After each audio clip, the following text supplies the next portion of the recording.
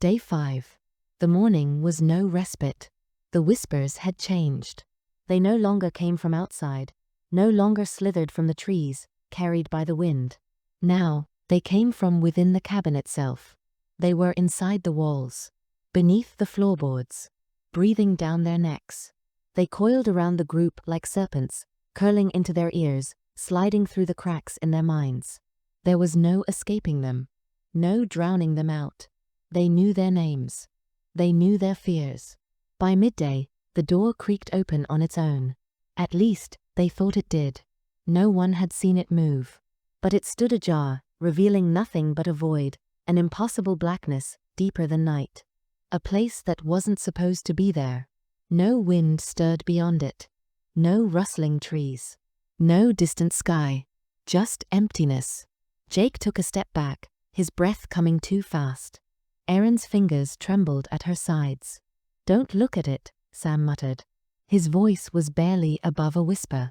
But Cassie stared, wide-eyed, unblinking. She didn't seem to hear them anymore. Somewhere within the darkness, something shifted. A footstep. Or something pretending to be a footstep. Then, it emerged. A figure unfolded from the blackness, too tall, too thin, its movements slow, deliberate, like something remembering how to use a body. Its head tilted, studying them. Its arms hung too long, its fingers brushing the floor. Its eyes, empty voids, reflected nothing, yet seemed to take in everything. Cassie let out a shuddering breath, her lips parting, but no sound came. Jake's knees locked. His entire body screamed at him to run, but his feet wouldn't move. Then, the air thickened. A crushing weight settled over them, sinking into their bones, pressing into their chests. The walls groaned. The cabin breathed. The scent of rot deepened, damp wood, decaying flesh, something old and unspoken. It was inside them now.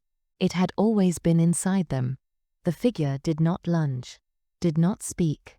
It only watched.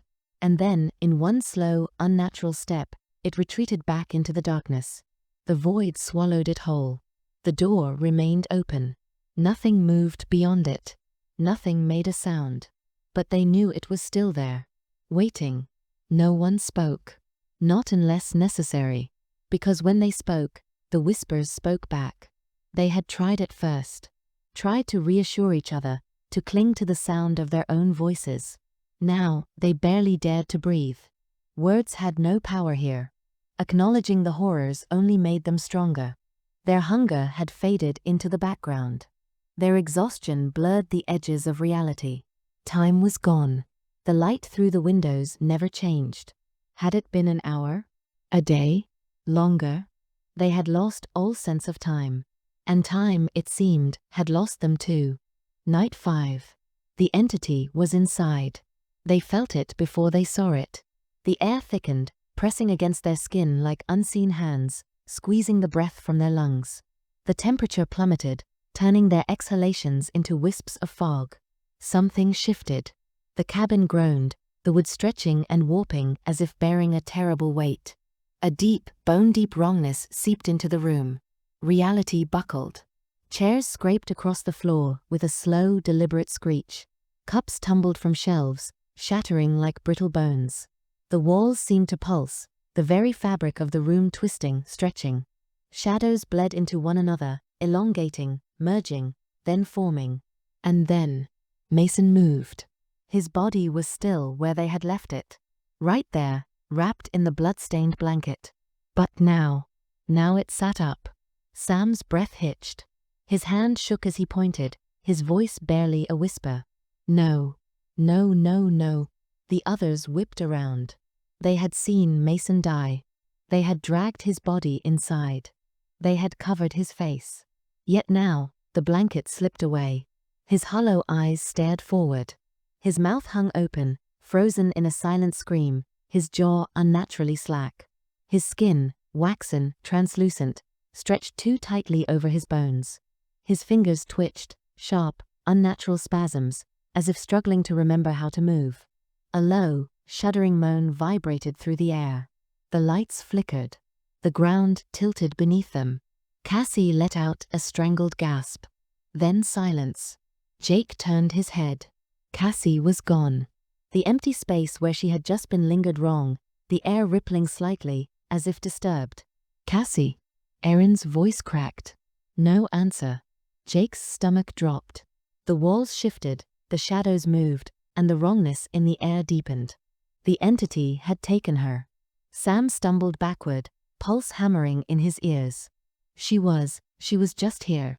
Erin spun, wild-eyed, scanning the room like she could force reality to return her. No, we would have heard something. We would have. But they hadn't. The entity hadn't needed violence. It had simply waited. Reality had frayed for a moment. And Cassie was gone. Erin let out a broken sob, one hand clamped over her mouth.